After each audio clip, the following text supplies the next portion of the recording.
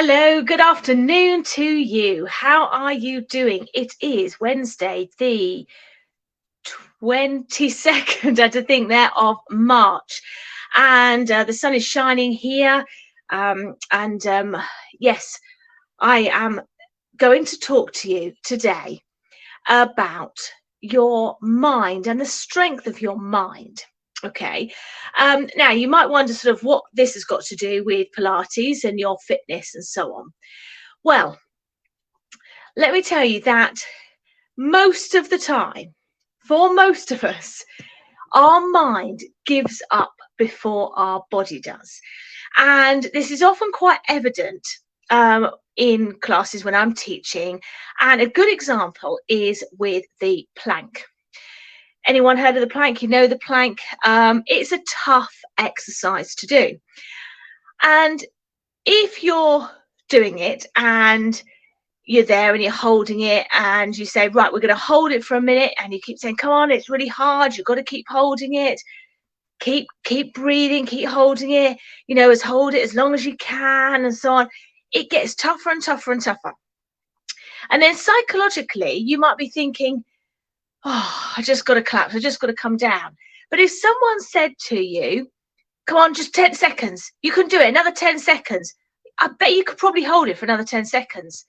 And then if someone at the end of that 10 seconds says, go on, you can do another 10 seconds, go on, you can hold it 10, and they count, you could hold it for another 10 seconds. And then they might say, go on, one more time, you can do another 10 seconds, hold it, another 10 seconds. You might be able to do another 10 seconds. And then all of a sudden you've done another 30 seconds. That's another half a minute.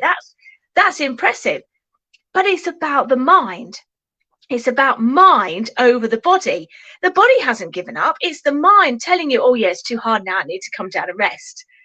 And it's a bit like when I teach and I say, right, so we're going to do, we're doing squats, and we might have done a few squats or whatever. And I say, right, so we're going to do 8 squats. We're going to go 8.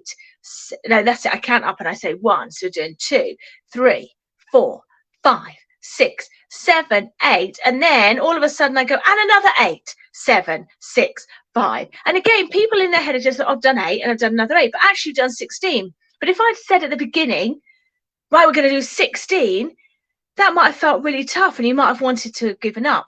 So can you see how you can play tricks on your mind, and your mind is most of the time, 90% of the time, will give up before your body does. So therefore, to get our results that we want with our fitness, is we need a stronger mind. We need to not let our mind take over and allow us to give up. Our mind also will trick us into not even starting by giving us lots of excuses. Yeah, oh, well, I can't do that. I'm not feeling great today, or I haven't got time, or I haven't got the energy, or it's raining, or it's cold, or whatever else. The mind just doesn't, doesn't want to do it, and it can talk us out of it.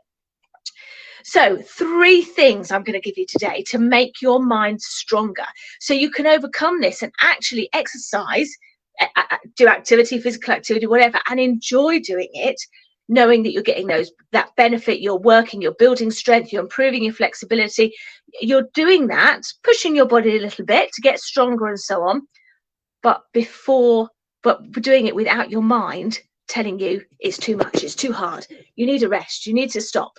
Okay, so these are these 3 things, and these 3 things I teach and I help my clients with, my members in Core. So these are the 3 things we go through, and they're things that some of you may have heard me talk about before. So the first one is identity. Decide who you are going to be. What sort of person are you going to be?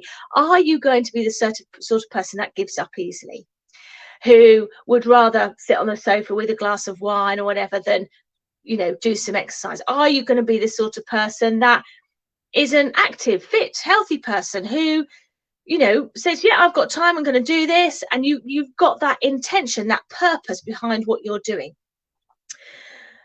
And I'll come on to that bit in a minute. But so it's knowing who you're going to be, what sort of person you are going to be.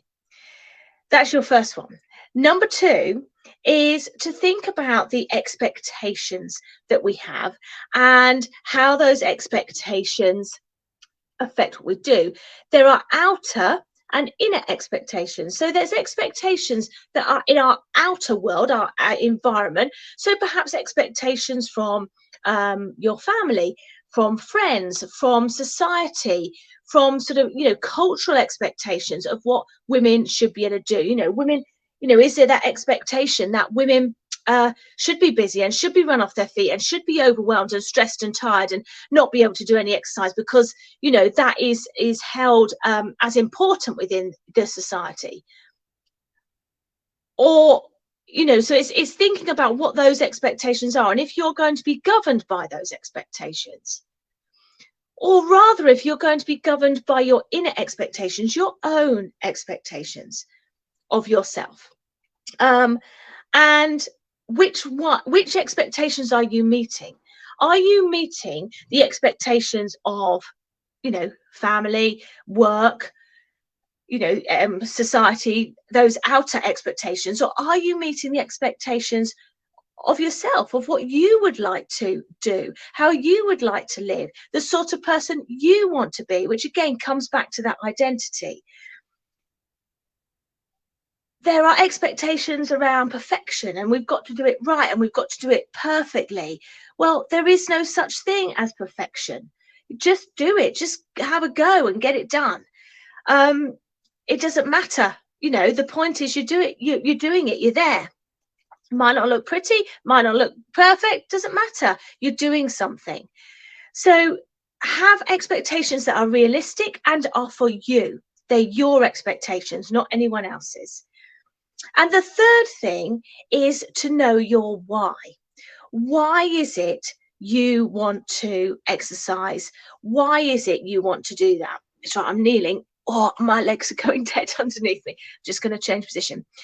Why do you want to do this? And why do you want to exercise? And again, this is something I've talked about before in some of my free challenges, but we really dig in deep in my core, in my membership.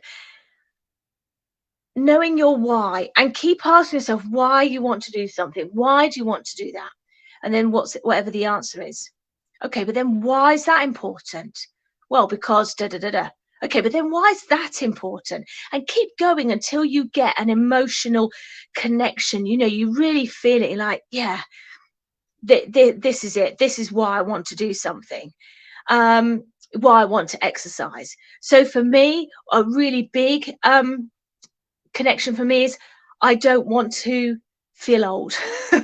I don't want to feel old. I don't want to have to rely on people, and I want to be independent, and I want to be independent right through till I'm 80, 90, 100 and beyond. So for me, that's a why. And when I connect with that why, then my mind can't take over. That's a really strong feeling for me.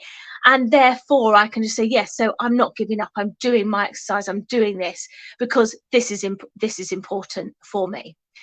So a quick recap: how to not let your mind talk you out of exercising or let you give up, before you perhaps need to, because your body's fine. 3 things. Think about your identity, who it is you want to be. Think about the expectations you're meeting. Are they yours or are they other people's? And think about your why. Why is it you want to exercise? What is it that's important for you? And those 3 things will help you develop a stronger mindset, a stronger mind, a positive mindset, which is so important to have when we want to exercise and look after our health and fitness and prioritize that in our lives, which is why it's one of 3 points that are key to my unique approach with helping busy women to build strength, improve their flexibility, and feel good about themselves.